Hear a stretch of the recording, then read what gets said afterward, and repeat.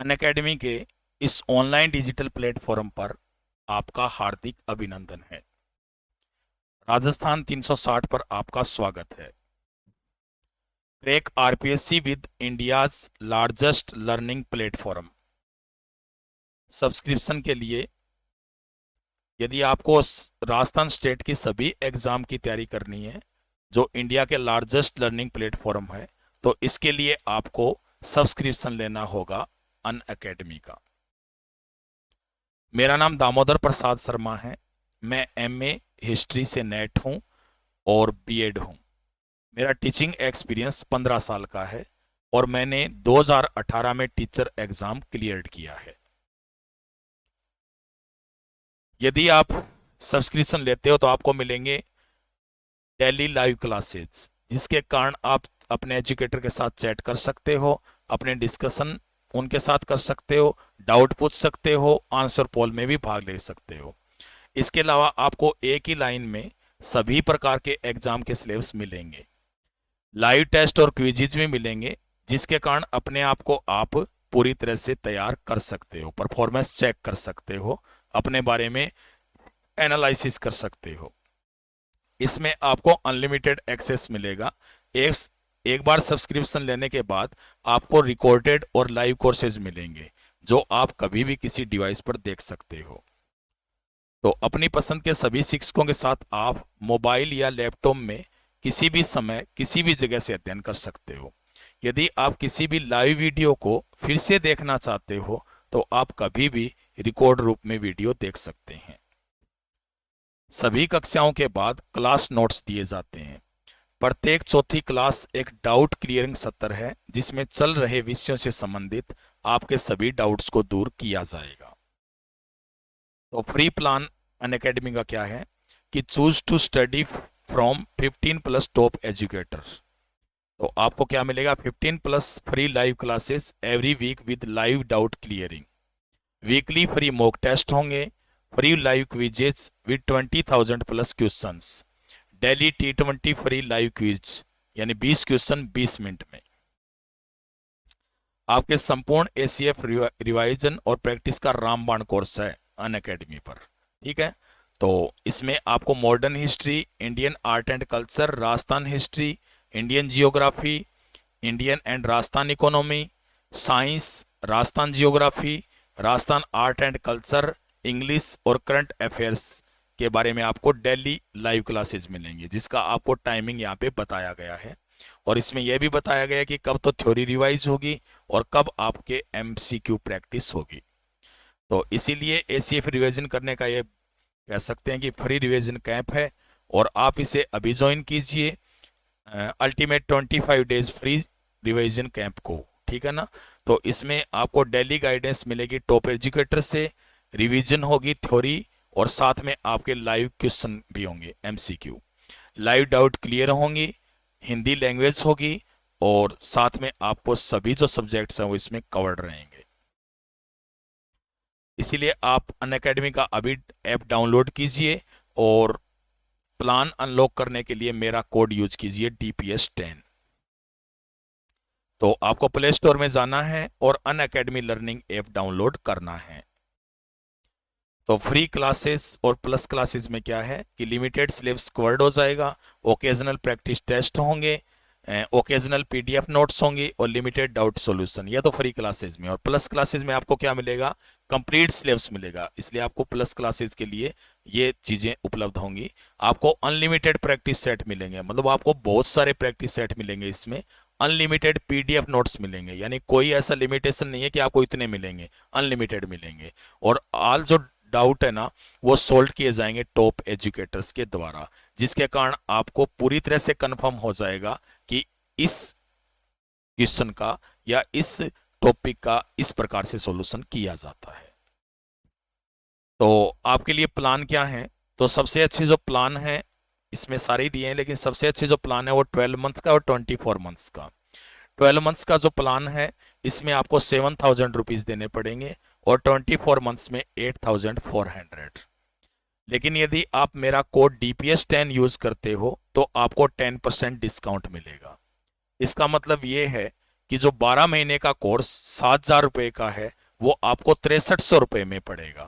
तो आप जल्दी कीजिए और ऐप डाउनलोड करके कोर्स लीजिए ताकि आप अच्छी तरह से अपनी तैयारी कर सको यदि आपको सरकारी नौकरी पानी है।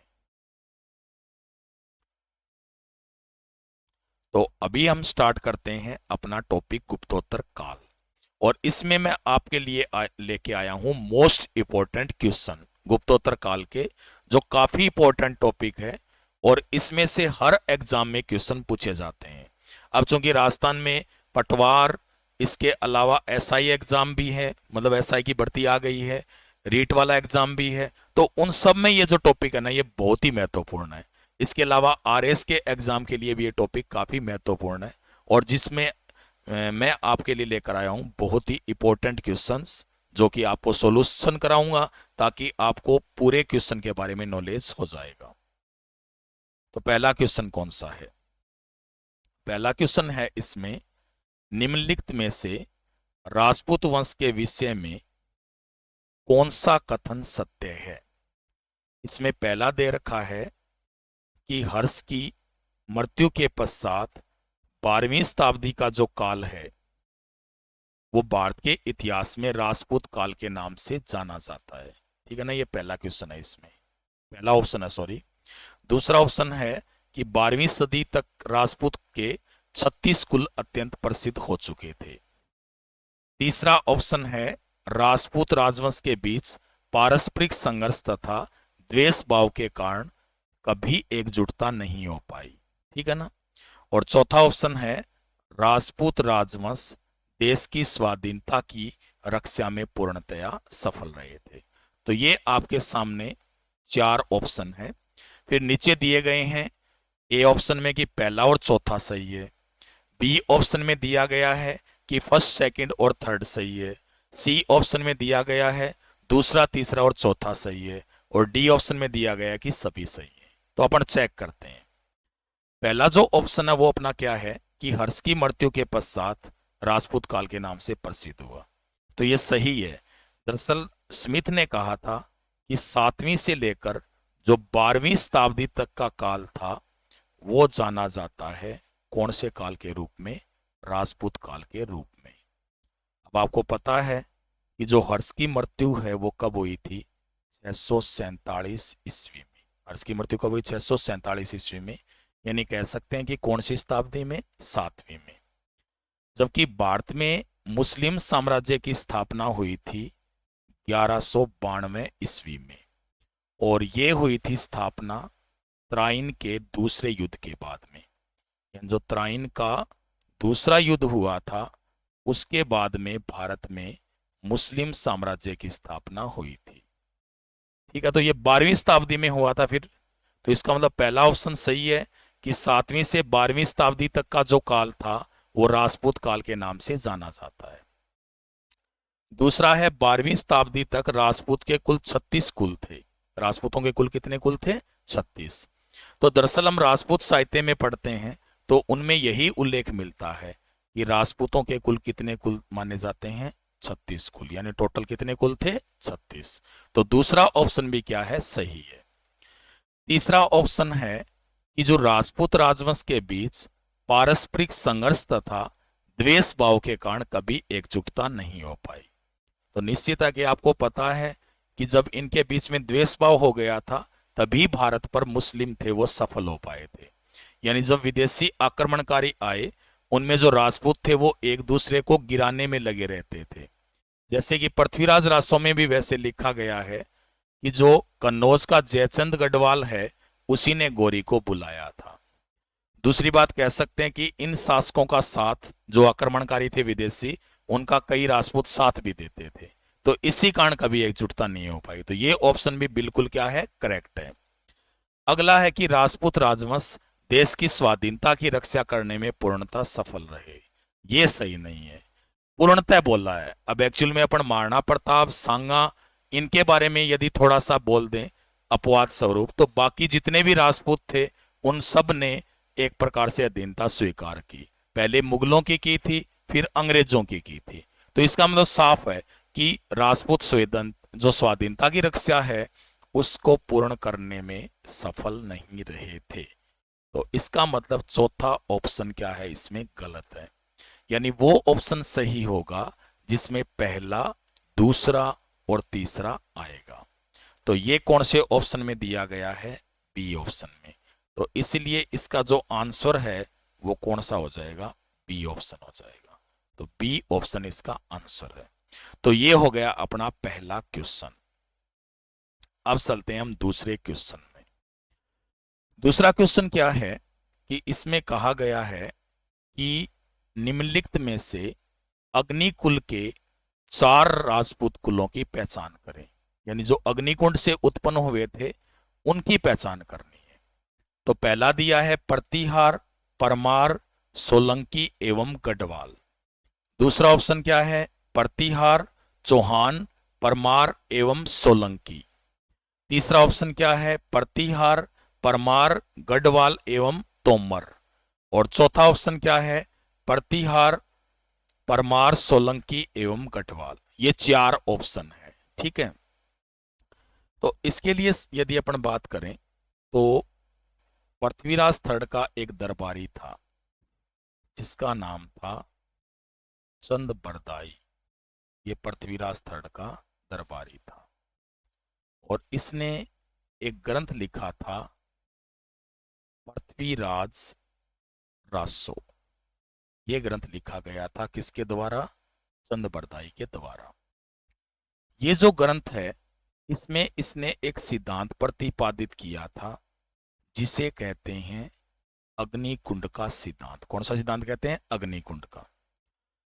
तो ये जो सिद्धांत है इसमें यह कहा गया कि एक ऋषि थे जिनका नाम था वशिष्ठ। ऋषि का नाम क्या था, वशिष्ठ था। और इन्होंने आबू पर्वत पर, कौन से पर्वत पर, आबू पर्वत पर एक यज्ञ किया था। आबू पर्वत पर यज्ञ किया गया था किसके द्वारा, वशिष्ठ के द्वारा।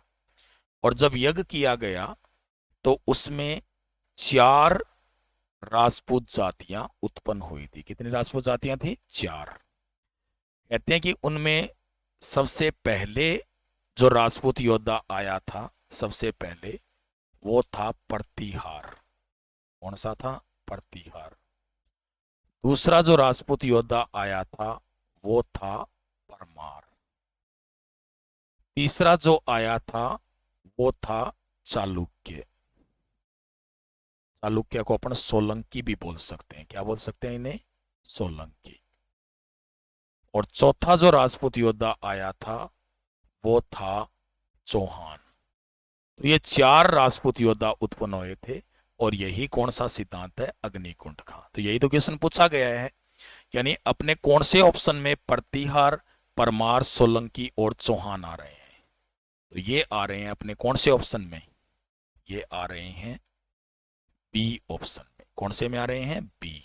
तो इसलिए दूसरे क्वेश्चन का आंसर हो जाएगा प्रतिहार, चौहान, परमार एवं सोलंकी।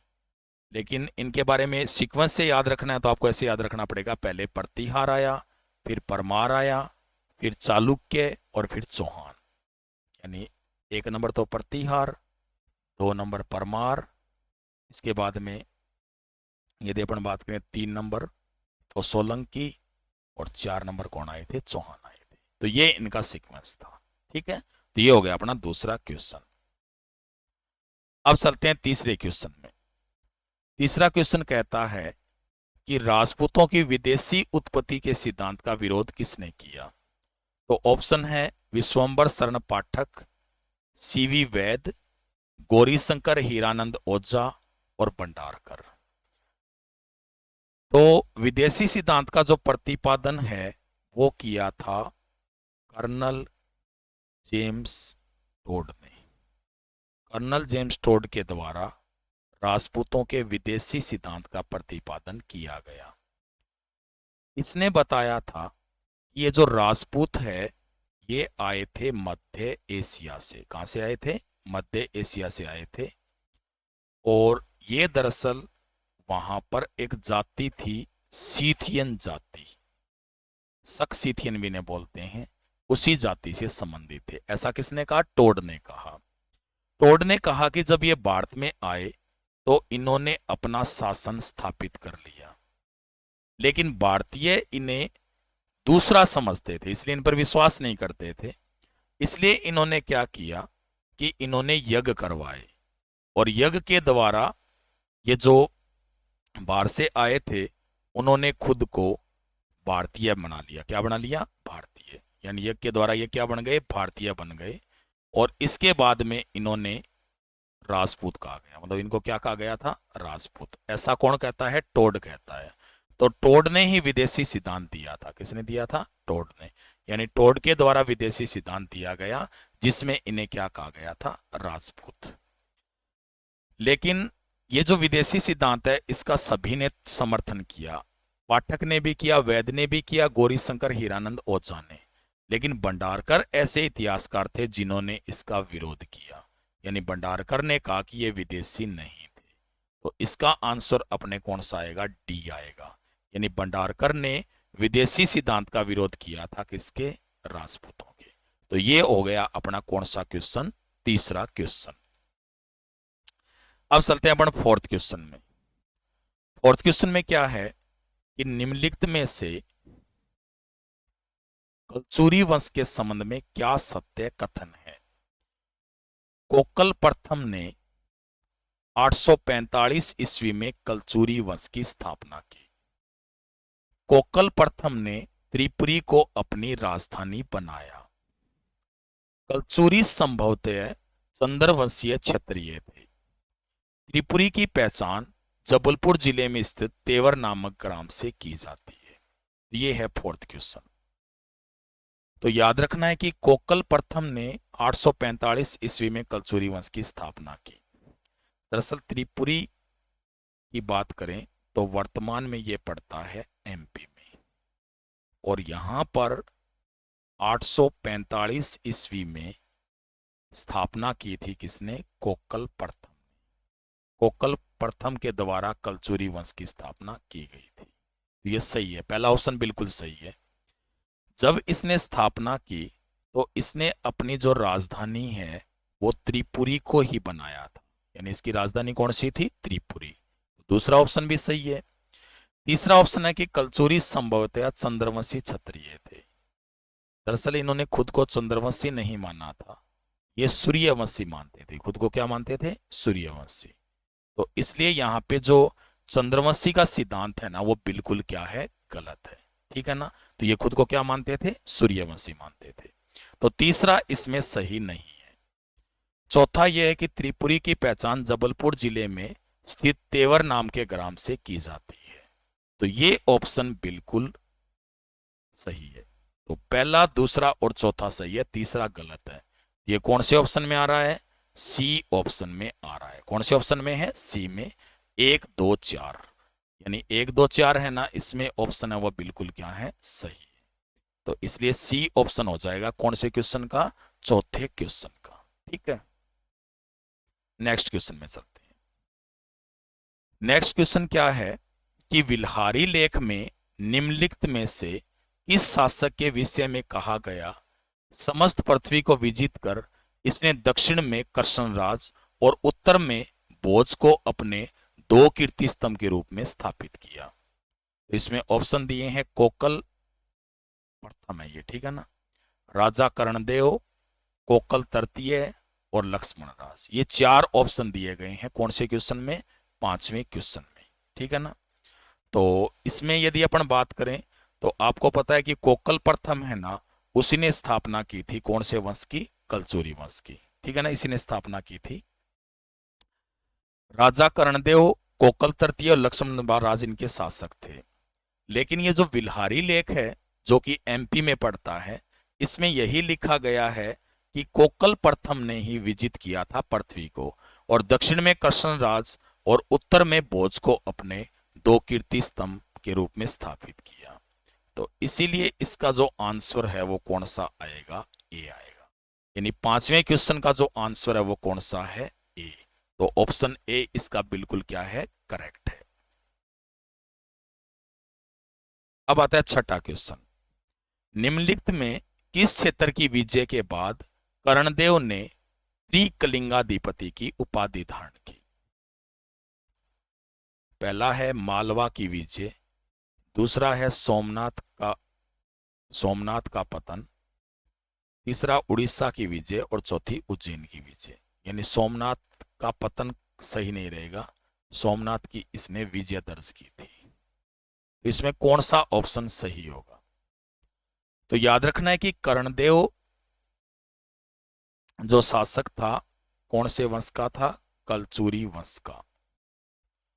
उसने आक्रमण किया था गुजरात पर, और गुजरात में उस समय चल रहा था कौन सा वंश? चालुक्य वंश। कौन सा वंश चल रहा था? चालुक्य वंश। और चालुक्य वंश को अपन क्या कहते हैं? सोलंकी वंश के नाम से भी जानते हैं। तो ये वंश चल रहा था। अब जो कर्णदेव है उसने आक्रमण किया और उसने जो सोमनाथ है ना उस पर विजय प्राप्त कर ली। सोमनाथ पर विजय प्राप्त कर ली किसने? कर्णदेव ने। जैसे इसने सोमनाथ पर विजय प्राप्त की, इसने एक प्रकार से कहा जाए तो वहां से प्रस्थान किया उड़ीसा की ओर। कहां की ओर प्रस्थान किया? उड़ीसा। उड़ीसा पर भी इसने विजय दर्ज कर ली। कहां पर? उड़ीसा पर। तो उड़ीसा में कौन सा क्षेत्र पड़ता है? कलिंग क्षेत्र पड़ता है। कौन सा है? कलिंग। और इस कलिंग की विजय के बाद में ही इसने कौन सी उपाधि धारण की थी? त्रिकलिंगाधिपति की। तो इसलिए जो छठा क्वेश्चन है इसका जो ऑप्शन है वो कौन सा आएगा? सी आएगा। यानी सी ऑप्शन इसका बिल्कुल करेक्ट है, क्योंकि इसने उड़ीसा की विजय के बाद में ही त्रिलिंगाधिपति की उपाधि धारण की थी। किसके द्वारा की गई थी? कर्णदेव के द्वारा की गई थी। तो छठे क्वेश्चन का जो आंसर है वो कौन सा आएगा? फिर इसमें सी आएगा। नेक्स्ट चलते हैं। गुजरात के चालुक्यों के विषय में कौन सा कथन सत्य है? पहला कथन क्या है? वडनगर लेख में इस वंश की उत्पत्ति बर्मा के कमंडल से बताई गई है। दूसरा ऑप्शन है इसका 10वीं शताब्दी के उत्तरार्ध से 13वीं शताब्दी के प्रारंभ तक चालुक्यों ने गुजरात में शासन किया। तीसरा ऑप्शन है इसकी राजधानी अहिलवाड़ में थी। और चौथा है इस वंश के शासक जैन धर्म के पोषक तथा संरक्षक थे। तो ये अपने को बताना है कि कौन कौन से सही हैं। ए ऑप्शन में दिया है कि दूसरा तीसरा चौथा सही है, बी ऑप्शन में दिया है पहला दूसरा तीसरा सही है, सी ऑप्शन में दिया है पहला दूसरा चौथा सही है, और डी में कहा गया है कि चारों ही सही है। तो अपन पहले देखते हैं इनके ऑप्शन के बारे में। तो जो पहला ऑप्शन है इनका वो कौन सा है? वडनगर के लेख में इस वंश की उत्पत्ति बर्मा के कमंडल से मानी गई है। ठीक है ना? तो ये पहला ऑप्शन है इसका। ठीक है, तो ये जो ऑप्शन है इसके अनुसार ये कि वडनगर लेख में इनकी उत्पत्ति बर्मा के कमंडल से, तो ये सही है, क्योंकि वडनगर जो लेख लिखा गया है उसमें कहा गया है कि जो गुजरात के चालुक्य थे उनकी उत्पत्ति बर्मा के कमंडल से हुई थी। तो ऐसा वडनगर लेख में जो गुजरात में पड़ता है, तो ये बिल्कुल करेक्ट है। तो इसका मतलब जो पहला ऑप्शन है वो बिल्कुल क्या है? सही है। पहला ऑप्शन बिल्कुल क्या है? इसमें सही है। फिर दूसरा है 10वीं शताब्दी के उत्तरार्ध से 13वीं शताब्दी के प्रारंभ तक चालुक्यों ने गुजरात में शासन किया। तो याद रखना है कि जो चालुक्य वंश की स्थापना है, चालुक्य वंश की स्थापना वो की गई थी, चालुक्य वंश की स्थापना 942 ईस्वी में। यानी कब की गई थी? 942 ईस्वी में चालुक्य वंश स्थापित हुआ था, 942 ईस्वी में। और इसका जो संस्थापक था उसका नाम क्या था? मूलराज फर्स्ट था। इसी ने स्थापना की थी। ठीक है, बाद में यह वंश चलता रहा और इनका जो अंतिम शासक है वो हुआ था भीमदेव सेकंड। अंतिम शासक कौन था इनका? भीमदेव सेकंड था। और भीमदेव सेकंड ने जो शासन किया था वो लगभग 13वीं शताब्दी के प्रारंभ तक किया था, क्योंकि उसके बाद में इनकी स्थिति काफी खराब हो गई थी और इनका पतन हो गया था। यानी जो गुजरात के चालुक्य हैं इनका इसके बाद में पतन हुआ। तो इसका मतलब दूसरा ऑप्शन क्या कह रहा है कि 10वीं शताब्दी के उत्तरार्ध से लेकर 13वीं शताब्दी के प्रारंभ तक चालुक्यों ने शासन किया। तो ये बिल्कुल सही ऑप्शन है, क्योंकि 942 ईस्वी में स्थापना हुई थी और लगभग 1228 ईस्वी तक शासन किया था मूलराज भीमदेव सेकंड ने। किसने किया था? भीमदेव सेकंड ने शासन किया था। तो इसलिए दूसरा ऑप्शन भी इसका क्या है? सही है। इसका तीसरा ऑप्शन है कि इसकी राजधानी अहिलवाड़ में थी। ठीक है ना? तो याद रखना है कि जब मूलराज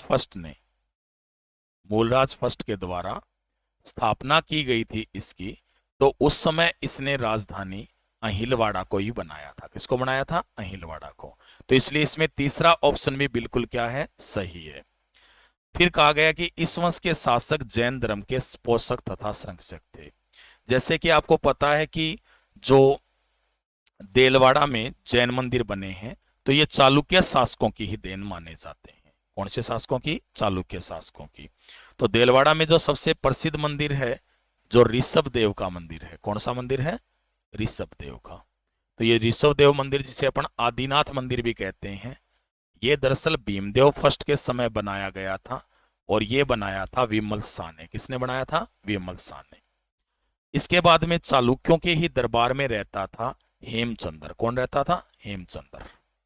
हेमचंद्र चालुक्यों के दरबार में ही रहता था और हेमचंद्र आपको पता है कि जैन धर्म का बड़ा संत था। इसने कई ग्रंथ लिखे थे और इनमें सबसे महत्वपूर्ण इसका है परिशिष्ट परव। कौन सा है? परिशिष्ट परव। हेमचंद्र के प्रभाव में आकर ही एक शासक चालुक्य वंश का, जिसका नाम था कुमारपाल, शासक का नाम क्या था? कुमारपाल था। उसने जैन धर्म ग्रहण किया था, यानी कुमारपाल के द्वारा जैन धर्म ग्रहण किया गया। तो इसका मतलब स्पष्ट है कि ये जैन धर्म के पोषक और संरक्षक थे। तो इसीलिए चारों ही ऑप्शन सही है। इसलिए इसका जो आंसर आएगा वो डी आ जाएगा। कौन सा आ जाएगा इसमें? डी। यानी डी जो ऑप्शन है वो इनका बिल्कुल सही है सभी। तो ये हो गया अपना कौन सा क्वेश्चन? 7वां क्वेश्चन। नेक्स्ट है, निम्नलिखित में से कौन सा असत्य कथन है? यानी कौन सा जो कथन है वो असत्य है।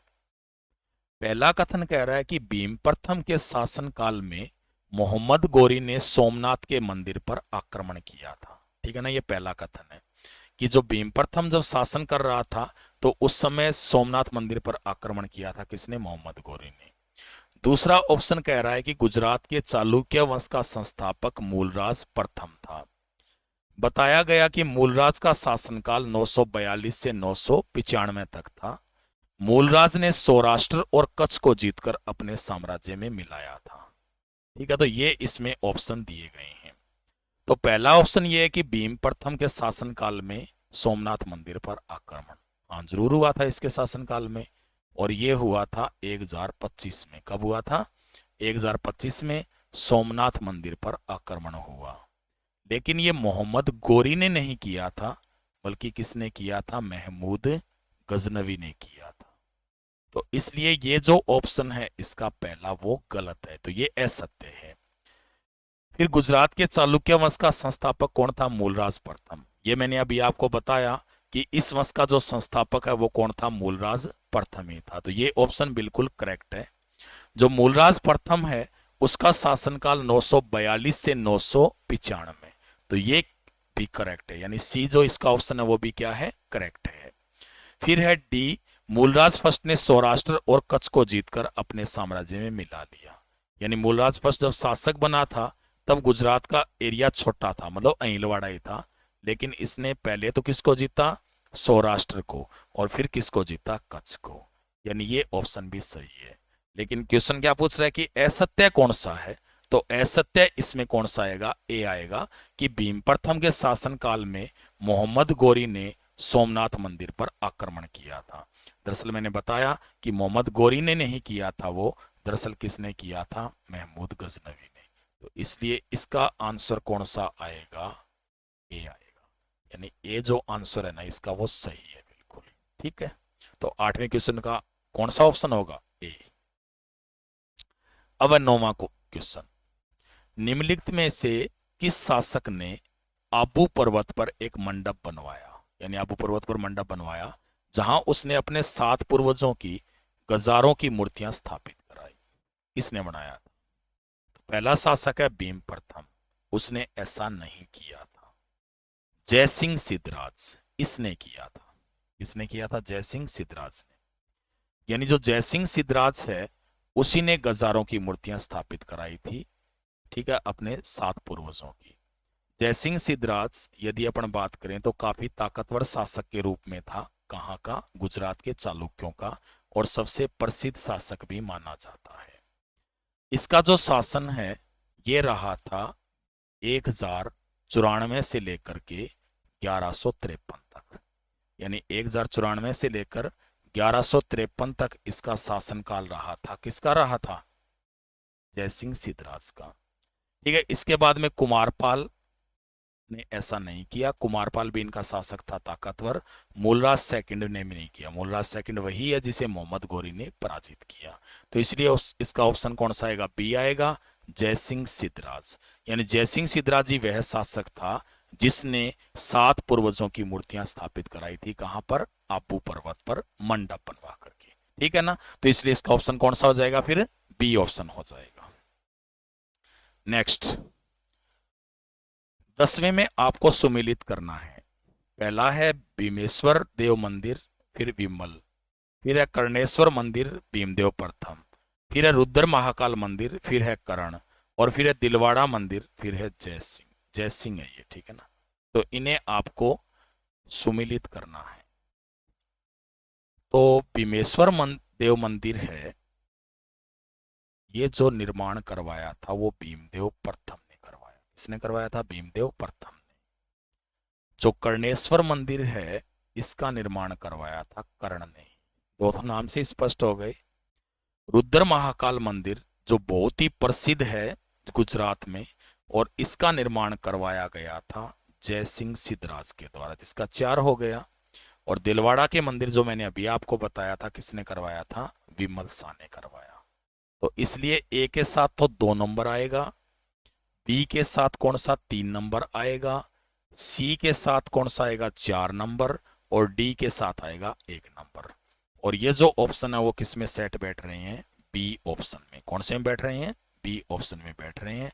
तो इसलिए इसका 2 3 4 1, तो बी ऑप्शन इसका बिल्कुल क्या होगा? करेक्ट होगा। ठीक है ना? तो 10वें क्वेश्चन का जो आंसर है वो कौन सा ऑप्शन है? बी ऑप्शन है।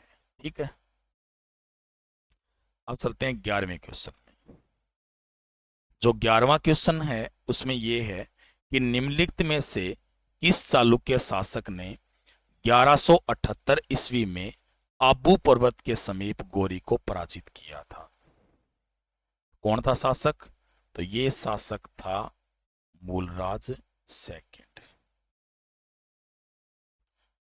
1178 में एक युद्ध हुआ था जिसे कहते हैं अहिलवाड़ा का युद्ध। कौन सा युद्ध कहते हैं? अहिलवाड़ा का युद्ध। क्योंकि ये आबू के समीप हुआ था और इसीलिए इतिहास में इसे आबू के युद्ध के नाम से भी जाना जाता है। तो ये जो युद्ध है ये किस किस के मध्य हुआ था? मूलराज सेकंड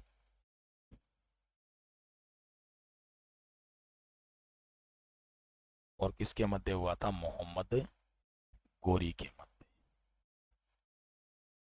दरअसल जो गौरी है ये मोहम्मद शिहाबुद्दीन गौरी इसका पूरा नाम था। और गौरी 1173 ईस्वी में, कब? 1173 ईस्वी में गौरी गजनी का सुल्तान बना था। गजनी कहां पे पड़ता है?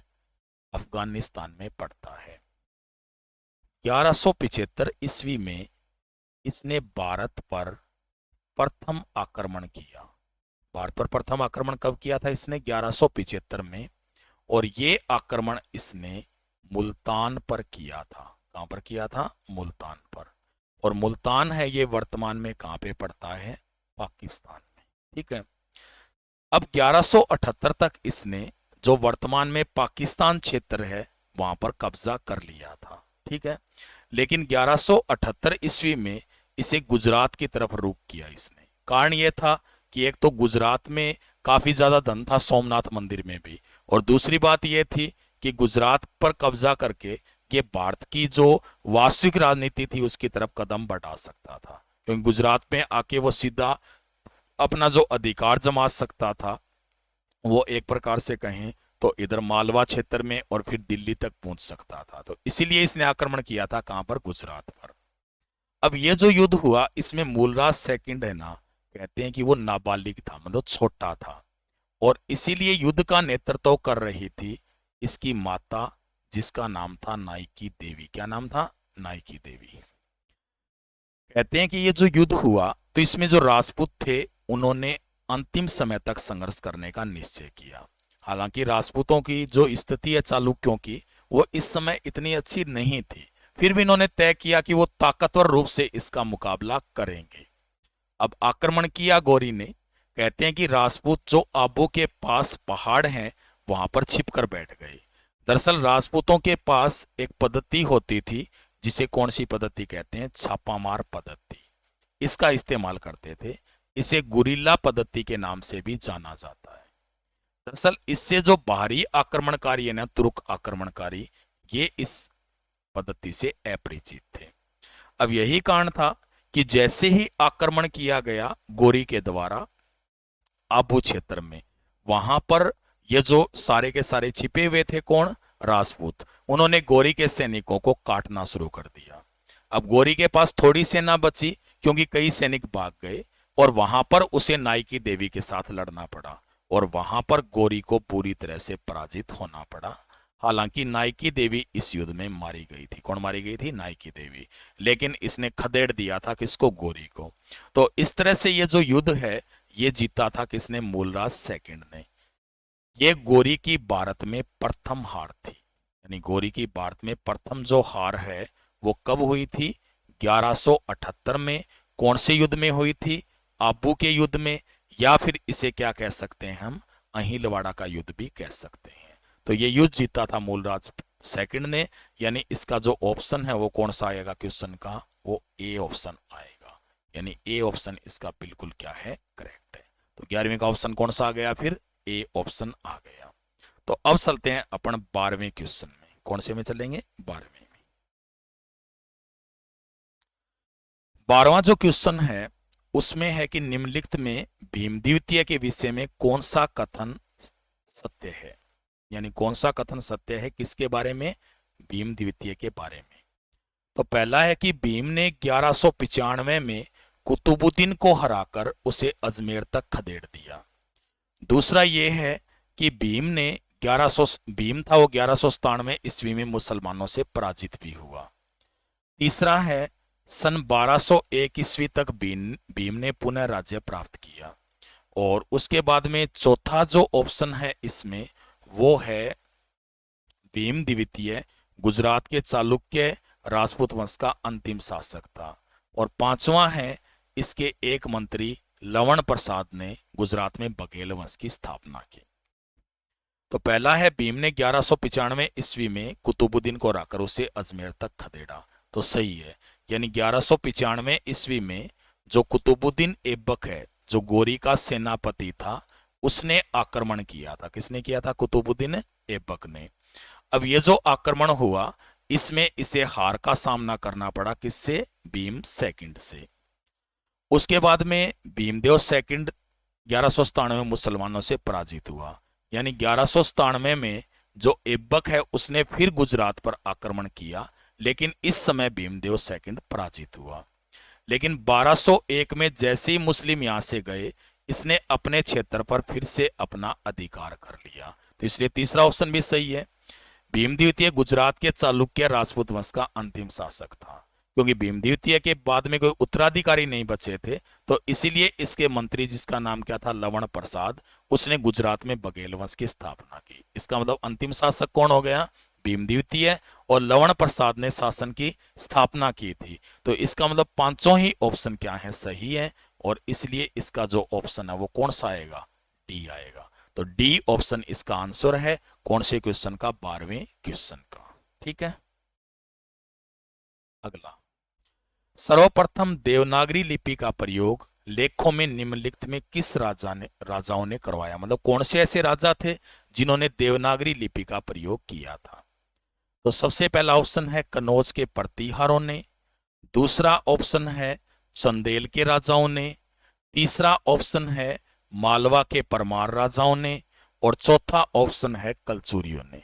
ठीक है ना, किसने किया था। तो इसमें पहला ऑप्शन कनौज के प्रतिहारों ने, तो ऐसा बिल्कुल नहीं है। कनौज के प्रतिहारों ने देवनागरी लिपि का प्रयोग नहीं किया था। दूसरा क्या है, चंदेल राजाओं ने। ठीक है, चंदेल राजाओं ने भी देवनागरी लिपि का प्रयोग किया था, तो इसीलिए इसका ऑप्शन कौन सा आएगा, बी आएगा। ठीक है, मालवा के परमार राजाओं ने नहीं किया, कलचुरियों ने भी नहीं किया। तो सबसे पहले किसने किया था, चंदेलों ने। और चंदेलों का शासन कहां पर था, जेजाक बुक्ति में। कहां पर था, जेजाक बुक्ति में इनका शासन था। और जेजाक बुक्ति है ना, इसे वर्तमान में बुंदेलखंड कहते हैं। क्या कहते हैं, बुंदेलखंड।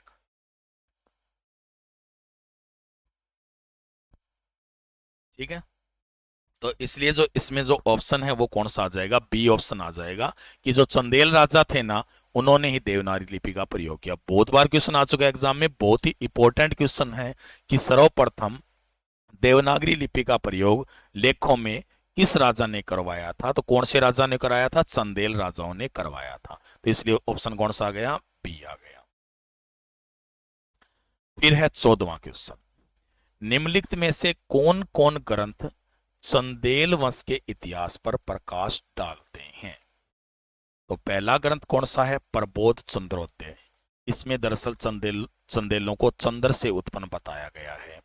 प्रबंध कोश में चंदेल शासकों का इतिहास मिलता है।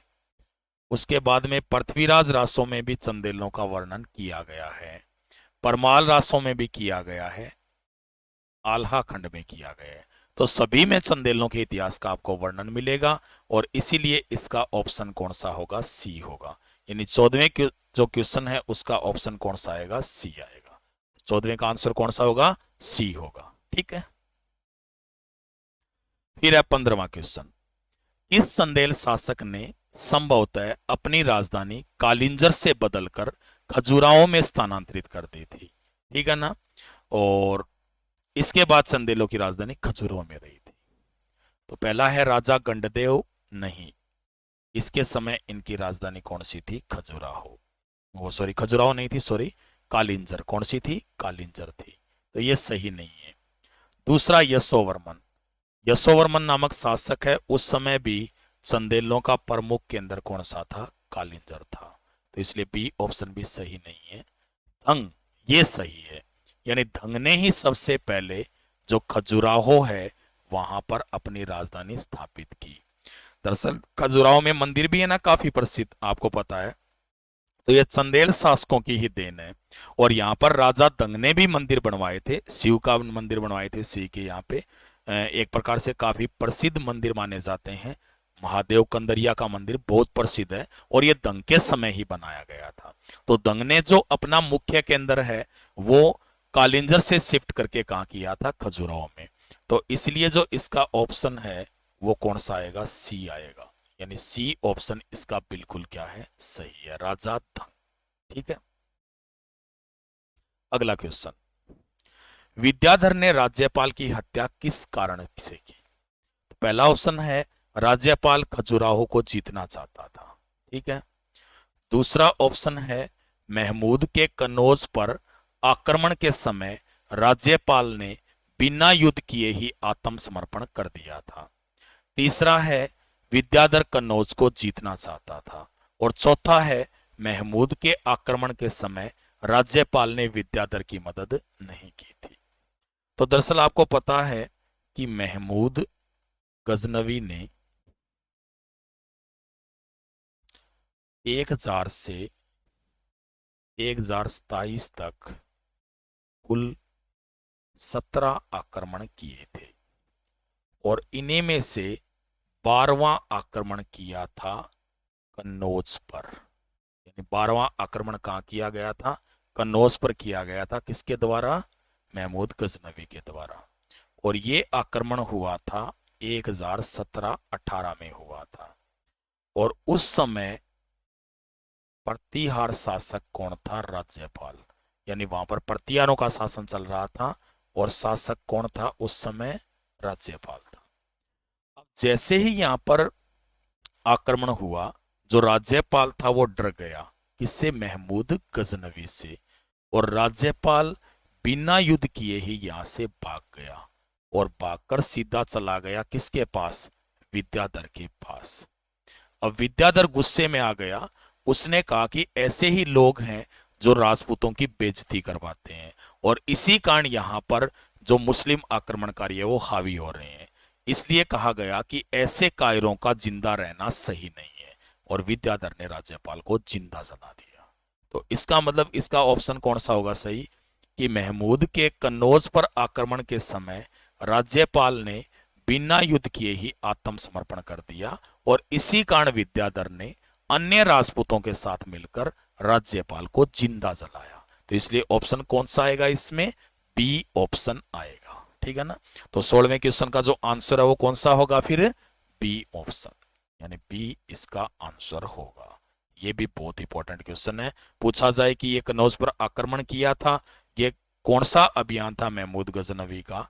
तो ये कौन सा अभियान था? 12वां अभियान था। जो 17 आक्रमण किए थे ना, सोमनाथ वाला तो उसका 15वां था और ये कौन सा था? 12वां अभियान था। ठीक है।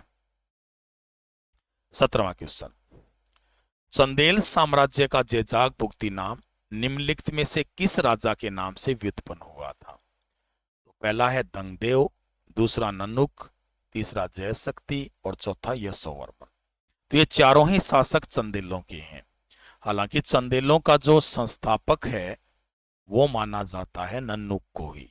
यानी पूछा जाए भी चंदेल वंश का संस्थापक कौन था, तो कौन था? ये नन्नुक ही था। ये इसी ने स्थापना की थी कौन से वंश की? चंदेल वंश की।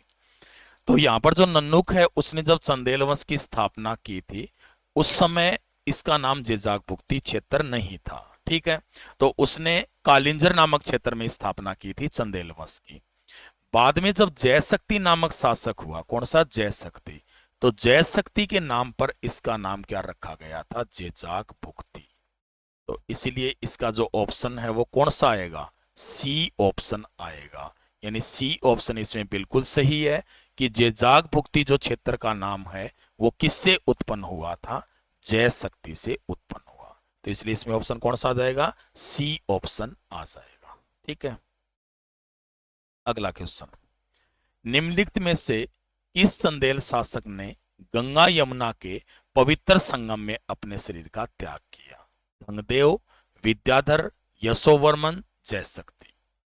याद रखना है कि जो धंग नामक शासक था, धंगदेव, उसने काफी लंबे समय तक शासन किया था। 50 वर्ष से अधिक शासन किया था इसने और इसकी आयु हो चुकी थी 100 वर्ष। यह चाहता था कि वो पवित्र संगम में अपने शरीर का त्याग करे। तो इसलिए ये गंगा यमुना के पवित्र संगम में गया और अपने शरीर का त्याग किया।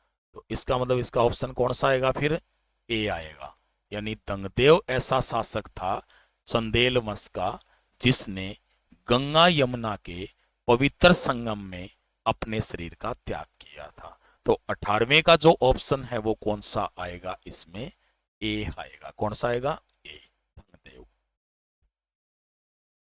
अगला क्वेश्चन है 19वां, निम्न में से किस शासक ने सर्वप्रथम अपने वंश को राष्ट्रकूटों की अधीनता से मुक्त करवाया था? मतलब कौन था ऐसा? पहला ऑप्शन है हर्ष तथा सियक सेकंड, दूसरा है उपेंद्र तथा सियक प्रथम, तीसरा है वैरी सिंह प्रथम और वैरी सिंह द्वितीय और चौथा है वाकपति प्रथम। ठीक है। तो आपको याद रखना है कि चंदेल वंश का जो शासक था हर्ष, ठीक है ना, चंदेल वंश का शासक कौन था? हर्ष था। उसी समय क्या हुआ कि जो राष्ट्रकूट थे उनका पतन प्रारंभ हो गया था। राष्ट्रकूटों का पतन प्रारंभ हुआ और इसी का फायदा उठा करके उसने खुद को स्वतंत्र घोषित कर दिया। यानी एक प्रकार से जो हर्ष है उसने कौन से वंश को स्वतंत्र कराया? चंदेल को। तो ये कौन से वंश का शासक था? चंदेलों का। इसके बाद में बात करते हैं अपन सियाक सेकंड की। तो सियाक सेकंड ये परमार वंश का शासक था और परमारों का शासन कहाँ पे था? मालवा में था। कहाँ पे था? मालवा में। ठीक है ना। और जो सियाक सेकंड है, सियाक सेकंड, उसके द्वारा एक राष्ट्रकूट शासक जिसका नाम था खोडिंग। क्या नाम था? खोडिंग। दरअसल राष्ट्रकूट दक्षिण भारत में था और इनकी जो राजधानी थी वो मान्यखेत थी। तो इसने क्या किया कि आक्रमण कर दिया। कहाँ पे? मान्यखेत पर। और मान्यखेत पर आक्रमण किया था इसने लगभग 967 ईस्वी में। और मान्यखेत पर आक्रमण कर इसने खोडिंग को बुरी तरह से पराजित किया और उसने मान्यखेत है ना वहां पर भी लूट मार की थी। किसने की थी? सियाक सेकंड ने। और इसी कारण इसने खुद को स्वतंत्र घोषित कर दिया और अपने वंश को भी स्वतंत्र करवा दिया। किसको? परमार को। तो इसलिए जो 19वें क्वेश्चन का जो आंसर है वो ए ऑप्शन आएगा कि हर्ष तथा जो सियाक सेकंड थे ना उन्होंने ही अपने वंशों को स्वतंत्र कराया। तो इसलिए इसका जो आंसर है वो कौन सा ऑप्शन आएगा? ए ऑप्शन आएगा। यानी हर्ष ने तो कराया था कौन से वंश को? चंदेल वंश को। और सियाक सेकंड ने करवाया था कौन से वंश को? परमार वंश को। तो ये हुआ 19वां क्वेश्चन। अब 20वें में चलते हैं। निम्नलिखित में से कौन से ऐसे विद्वान थे जो मुंज की सभा में थे? पद्मगुप्त, दूसरा दिया है धनंजय, तीसरा दिया है धनिक, चौथा हलायुध, पांचवा अमित गति। दरअसल जो मुंज है ये परमार वंश का शासक रहा लगभग 972 से लेकर 997 तक। 972 से 97 तक परमार वंश का शासक कौन रहा था? मुंज रहा था। अब ये जो मुंज है ये दरअसल काफी ताकतवर शासक था और इसने विद्वानों को भी आश्रय दिया था। किसको दिया था? विद्वानों को। और ये सारे विद्वान है ना वो इसके दरबार में रहते थे। तो इसका मतलब इसका जो ऑप्शन आएगा वो कौन सा आएगा? डी। यानी डी आंसर इसका बिल्कुल सही है कि सभी जो विद्वान थे ये मुंज की राजसभा में होते थे। तो 20वें का आंसर कौन सा आएगा? डी आएगा। ठीक है, तो 20वें का डी। भोज के शासन के अंत में चालुक्य और चेदियों किसके विरुद्ध एक संघ बनाया जिसने भोज की राजधानी पर आक्रमण किया? तो जो चालुक्य थे और उन्होंने साथ में लिया किसको? यहां पर लिया था चालुक्य और कलचुरियों को। किसको लिया था? कलचुरियों को। और यहाँ पे जो कलचुरी शासक था वो था लक्ष्मीकरण। कौन था? लक्ष्मीकरण। तो लक्ष्मीकरण और चालुक्य वंश का शासक था जिसका नाम था भीमदेव फर्स्ट। इन्होंने मिलकर के आक्रमण किया था। कहां पर? दारा पर आक्रमण किया था। और ये आक्रमण किया गया था दारा पर इनके द्वारा। दारा पर आक्रमण किया गया कब? 1055 में। कब किया था? 1055 में दारा पर आक्रमण किया गया था। किसके द्वारा? लक्ष्मीकरण और भीमदेव फर्स्ट के द्वारा। और ये जो आक्रमण हुआ इसमें भोज मारा गया था। कौन मारा गया था? भोज मारा गया था। और इसके साथ यहां पर दारा को इन्होंने नष्ट कर दिया। तो इसीलिए आपसे पूछा जाए कि इसका कौन सा आंसर आएगा तो ए आएगा। यानी भीमदेव फर्स्ट के साथ जो संगठन बनाया था वो किसने बनाया था? लक्ष्मीकरण ने। तो इसलिए इसका ऑप्शन कौन सा आएगा? A option. लक्ष्मीकरण कौन से वंश का शासक था? कलचुरी वंश का शासक था। ठीक है, तो ए ऑप्शन आएगा इस क्वेश्चन का 21वें का। अब 22वां क्वेश्चन कि भोज का सर्वप्रथम संघर्ष निम्न में से किस राजा के साथ हुआ था? कलचुरी शासक युवराज सेकंड, कल्याणी के चालुक्य, गुजरात के चालुक्य और चंदेल शासक विद्याधर। तो याद रखना है कि भोज का जो संघर्ष है वो सबसे पहले कल्याणी के चालुक्यों से हुआ था। कल्याणी के जो चालुक्य थे उन्हें भोज ने पूरी तरह से पराजित किया था और उसके बाद में अपने आप को एक ताकतवर शासक के रूप में स्थापित किया। भोज कौन से वंश का शासक था? परमार वंश का। तो इसीलिए इसका जो ऑप्शन है वो कौन सा आएगा? बी ऑप्शन आएगा। कि कल्याणी के चालुक्य को इसने सबसे पहले पराजित किया था। तो इसका मतलब इसका संघर्ष भी सबसे पहले किसके साथ हुआ था? कल्याणी के चालुक्यों के साथ। तो कौन सा ऑप्शन आएगा इसमें? बी ऑप्शन आएगा। 23वां क्वेश्चन, राजा भोज के विषय में निम्न में से कौन से सही कथन है? यानी कौन से जो सही कथन है जो राजा भोज के विषय में है? उन्होंने अपनी राजधानी धारा नगरी में स्थापित की। धारा विद्या और कला का सुप्रसिद्ध केंद्र बना। भोज स्वयं विद्वान तथा उसकी उपाधि कविराज थी। उसने ज्योतिष, काव्यशास्त्र, वास्तु आदि विषयों पर महत्वपूर्ण ग्रंथ लिखे थे।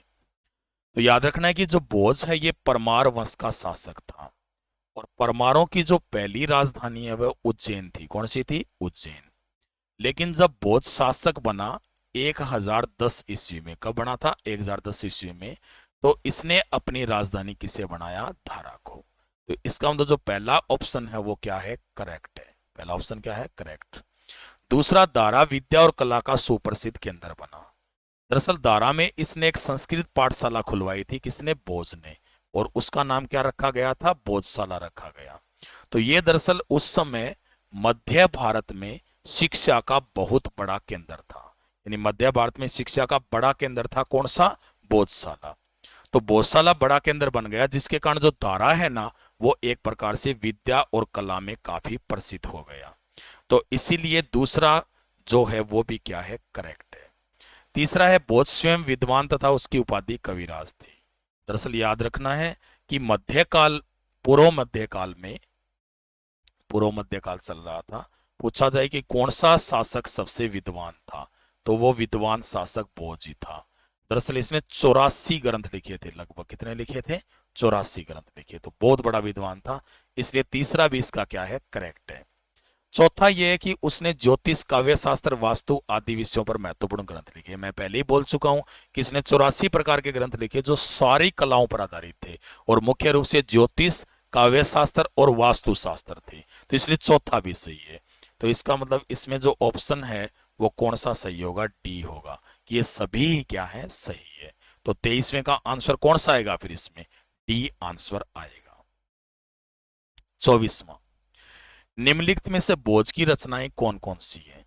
पहली है भोजवायु, दूसरी है तत्वप्रकाश, तीसरी है कीर्ति कौमुदी, चौथी है शब्दापुशासन, पांचवी है राजमुर्काक और छठी कौन सी है? श्रृंगार। ठीक है ना।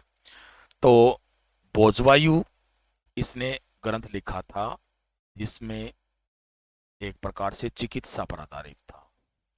तत्वप्रकाश ये काव्य पर आधारित था। कीर्ति कौमुदी ये दरअसल ये भी एक काव्य था। कौन सा? कीर्ति कौमुदी। शब्दापुशासन ये एक व्याकरण पर आधारित ग्रंथ था। किस पर था? व्याकरण पर। राजमुर्काक ये राजनीति पर आधारित था। राजमुर्काक। और श्रृंगार ये श्रृंगार रस पर था। तो ये सारे ग्रंथ लिखे थे भोज ने।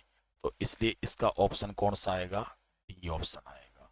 यानी भोजवायु, तत्वप्रकाश, कीर्ति कौमुदी, शब्दापुशासन, राजमुर्काक और श्रृंगार, सारे जो ग्रंथ हैं वो किसके हैं? भोज के हैं।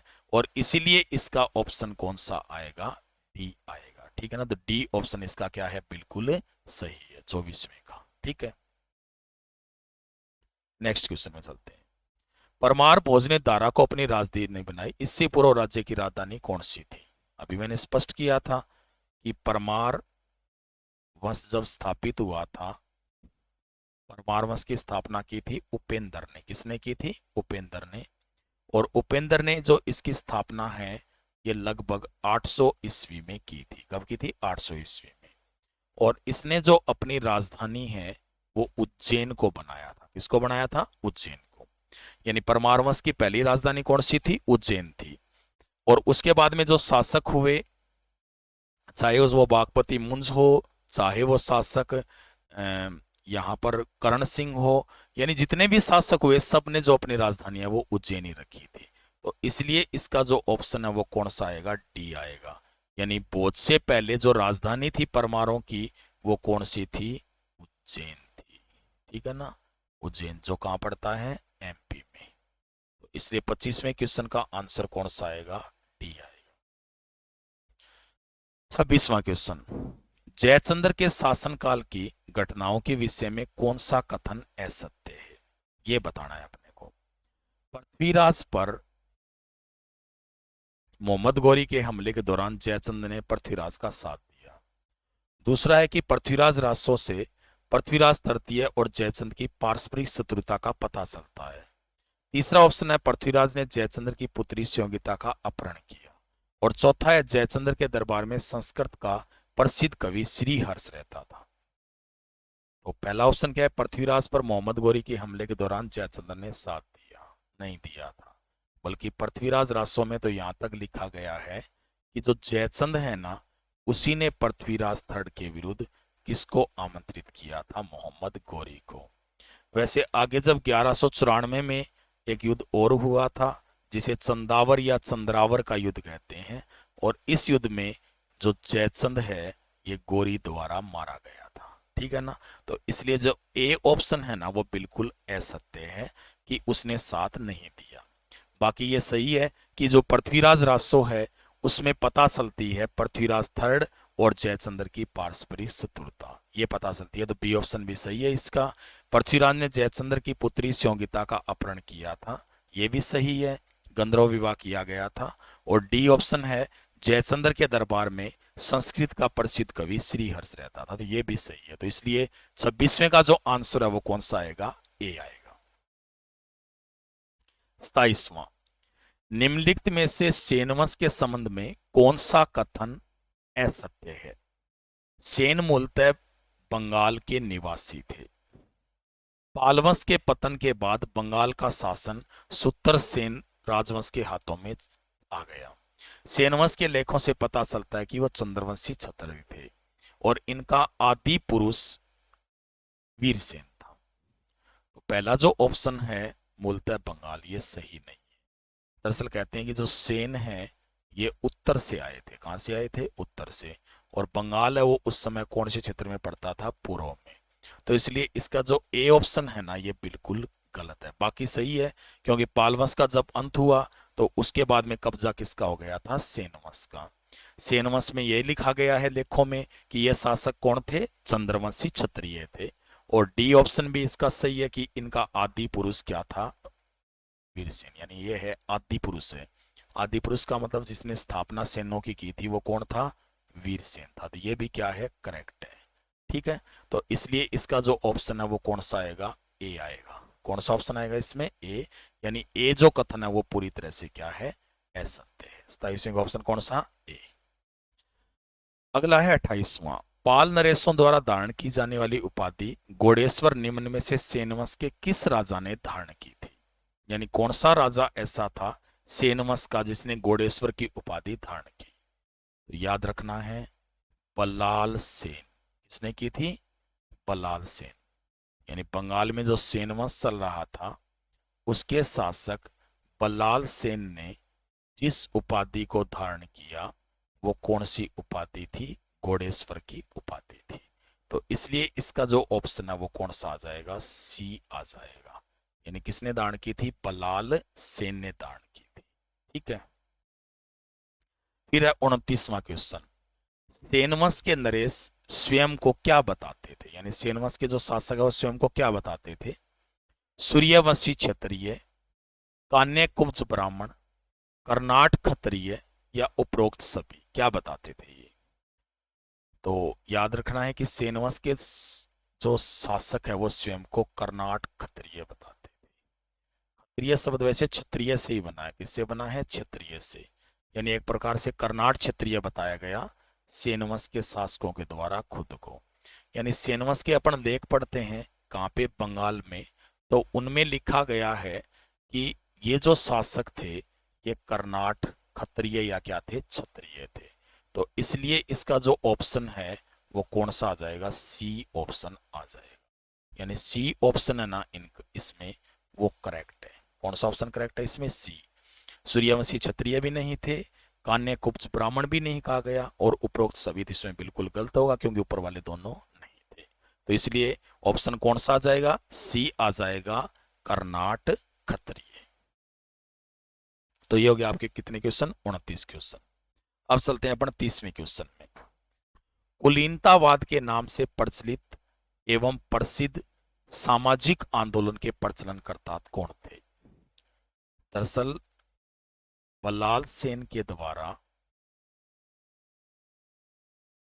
बल्लाल सेन के द्वारा एक सामाजिक आंदोलन चलाया गया था जिसका नाम था कुलीनतावाद।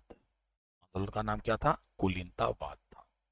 ये जो आंदोलन है ये दरअसल सामाजिक सुधारों के लिए चलाया गया था, जिसमें ये कहा गया था कि जो कुलीनतावाद है ना वो दरअसल सभी के लिए योग्य है। इसमें ये नहीं है कि केवल क्षत्रियों के लिए योग्य या किसी और के लिए योग्य है, ये सभी के लिए योग्य माना जाता है। तो ये जो एक प्रकार से सामाजिक आंदोलन है वो किसने चलाया था? बल्लाल सेन ने चलाया। ठीक है ना। तो ये हमने 30 क्वेश्चन किए, तो इसलिए इसका आंसर कौन सा आ जाएगा? डी आंसर आ जाएगा। ठीक है, 30 क्वेश्चन इसमें किए हैं। 30 ही क्वेश्चन काफी इंपॉर्टेंट है, जिनमें जो महत्वपूर्ण हमने जो क्वेश्चन पढ़े थे वो राजपूतों के वंश के ही थे। राजपूतों के वंश का मतलब ये है कि इनमें दरअसल प्रतिहारों के भी थे, चंदेलों के भी थे। ठीक है, ये सारे आपके क्लियर करा दिए मैंने। इसमें सेन वंश भी था, इसमें कलचुरी वंश भी था, इसमें चालुक्य वंश भी था, इसमें परमार वंश भी था। ठीक है ना। तो ये सारे मैंने आपको क्लियर करा दिए हैं इन क्वेश्चनों में। तो इतनी जो चीजें आप ध्यान रख लोगे तो निश्चित रूप से परीक्षा में किसी भी जो क्वेश्चन है ना उसे आप हल कर पाओगे। ठीक है ना। तो ये जो 30 क्वेश्चन है ये काफी इंपॉर्टेंट है और इन्हें आप ध्यान देना। तो कृपया करके यदि आपको वीडियो पसंद आया तो लाइक भी कीजिएगा, शेयर भी कीजिएगा। This is your Unacademy, subscribe now. Subscribe करना आपको धन्यवाद। और मैंने पहले ही बता दिया कि यदि आप ऐप लेना चाहते हैं तो उसमें आपको कोड यूज करना है TPS10, जिसके बाद में आपको 10% डिस्काउंट मिलेगा। ठीक है ना। तो मेरा कोड आप इस्तेमाल कर सकते हैं और काफ़ी अच्छे कोर्सेज उपलब्ध